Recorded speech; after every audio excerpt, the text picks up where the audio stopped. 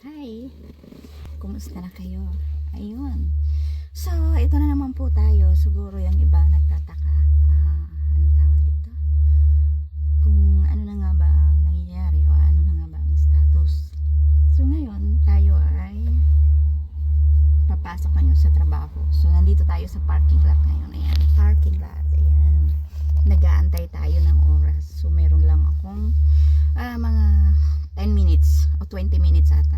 Ayan. 20 minutes, pero yung 10 minutes, yun yung bago mag 10 minutes, saka ako papasok doon sa workplace.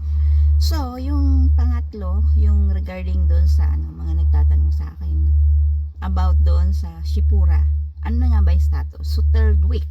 Tamang-tama, third week ngayon. Third week. Ano na nga ba? Hindi ko mabuksan ngayon yung kasi nasa maintenance sila. So, by tomorrow pa.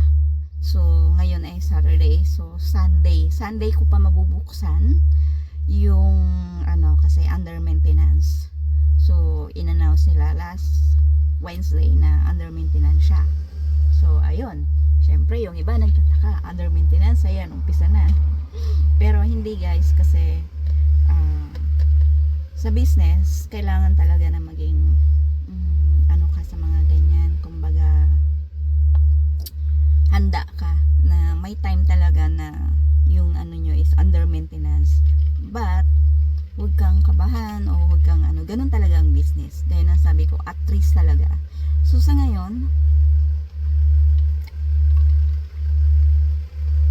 papakita ko sa inyo mamaya. Pagdating ko sa bahay, mag-screenshot ako kung ano yung status ng Shipura ngayon sa third week.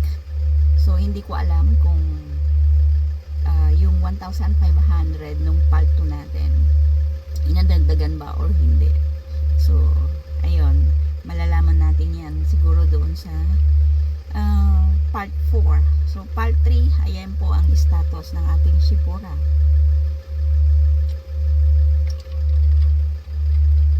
Yung magbibigay ako ng screenshot sa inyo mamaya pagdating ko sa work pa. Ayun. So ano nga ba yung mga nangyari pa for the first past week? Sabi ko nga sa inyo, ang buhay ng tao napaka-ikse. Hindi natin alam yung possible na mangyayari gaya ng nangyari sa masaya, tapos bigla na lang may papasok na lungkot. Ayun, so unexpected din na yun yung aking puging anak, yung bunso kong anak nagkaroon ng accident sa workplace niya. So ayun, napunta siya sa Waragol Hospital. So far okay naman siya, kaso nga lang hindi pa siya pwedeng makabalik sa work. So yun, ganun talaga. Under maintenance din. Ayun, katulad ng Shipura, siya ay under maintenance. Naka-maintenance din siya. Ilang days din, so meron siyang tinitake na gamot para pain reliever kasi napakasakit niya yung nangyari sa kanya. Ayun. Hindi ko kasi mailagay. Hindi ko alam ko sensitive kasi bawal ilagay yung mga ganun na case. So hindi ko ma-screenshot sa inyo kung ano nga ba yung nangyari sa anak ko. Pero yun, so far so good naman. Okay naman siya. So ganun talaga ang buhay. Pero guys, sa mga susunod na week, may mga sorpresa akong ibubunyag sa inyo na nagpasaya sa akin. Ayun, so sabi ko nga sa inyo, may saya, may lungkot. So masaya ako doon sa pangyayari ngayon. Pero yon, malalaman nyo not this week, siguro mga second week ng December i-announce ko siya. So ayun, masaya ako na ganun ang pangyayari dahil isa yun sa mga dreams ko, isa yun sa mga goals ko, and then siya ay natupad. O diba, kaya sabi ko sa inyo, laban lang, huwag kayong susuko kung ano man yung dumating sa buhay nyo, kasi darating at darating din yung time na magiging masaya kayo. Ayun. So ayun, ayan po yung tungkol sa Shipura. Wala akong gaanong masasabi sa inyo kasi ayun, naging under maintenance sila for 2 to 3 days. Ayan, mag-upgrade sila.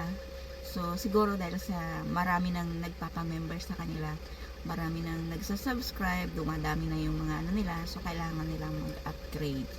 So, ganun ang paliwanag. So, mabibigyan ko kayo, abangan nyo yung part 4, kung ano ang naging resulta, kung ano pa ba, kung under maintenance pa ba, or okay na siya.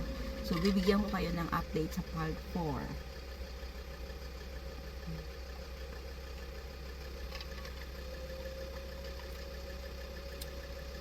So, ayun po. So, see you again next week.